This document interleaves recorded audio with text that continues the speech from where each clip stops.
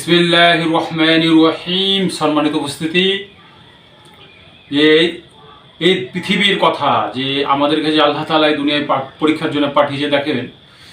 যে শয়তান যে মা হাওয়াকে যে ধোঁকা দিয়েছিল যে তোমাদেরকে দুনিয়ায় ফেলা হবে, যদি ফল না খাও তাহলে দুনিয়ায় ফেলা হবে, আর যদি ফল খাও তাহলে কি হবে, দুনিয়ায় তোমরা জান্নাতেই থাকবা। এই যে মিথ্যা কথা, একটা আমাদের ক্ষতি করার জন্য যে মিথ্যা কথাটা শয়তান বলেছিল, আর মা হাওয়া যে ওই জিনিসটা, মা হাওয়া আলাইহিস সালাম যে জিনিসটা বুঝতে পেরেছিল যে দুনিয়া কত খারাপ জায়গা, জান্নাত থেকে যাব না যাওয়ার কারণেই কিন্তু এই ভুলটা করেছিল যে আমাদেরকে যাওয়া লাগবে না, তাহলে খাই। এই যে একটা ভুল, আর তাহলে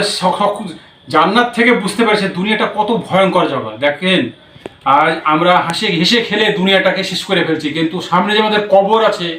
কবরের সামানা যে আমাদেরকে নিয়ে যেতে হবে, আর যদি আমি ভালো কাজ করে যেতে পারি তাহলে যে সামনে যে সুন্দর জিন্দেগি আছে, এটা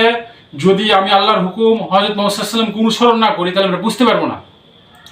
যে একটা মানুষ যখন প্রকৃত ইমানদার হয় তখন সে আল্লাহকে উপরে নিয়ে চলে,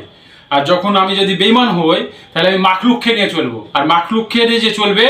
সে ওই শুধু মাখলুককেই দেখতে পাবো, এই দেখছি সেই দেখছি, কিন্তু আর আখিরাত সম্বন্ধে ওই জিনিসটা আমরা বুঝতে পারি না। বুঝার জন্যই আসুন আমরা যে বিধানগুলো আছে আমাদের, নামাজ, আল্লাহকে চিনার জন্য, জানার জন্য যে কথাগুলো আছে, হযরত মুহাম্মদ সাল্লাল্লাহু আলাইহি ওয়াসাল্লাম আমাদের কে হয়, আমাদের জন্য কি করে গেছে, আমাদের যে আমরা আল্লাহর বান্দা হযরত মুহাম্মদ সাল্লাল্লাহু আলাইহি ওয়াসাল্লামের যে গর্বিত উম্মত, এই জিনিসটা জানার জন্য আমরা ইলম শিক্ষা অবশ্যই আমাদের দরকার। আর আমরা এই যে ইলম শিক্ষার জন্য আমরা অবশ্যই চেষ্টা করি ইনশাআল্লাহ। আসসালামু আলাইকুম ওয়া রাহমাতুল্লাহ।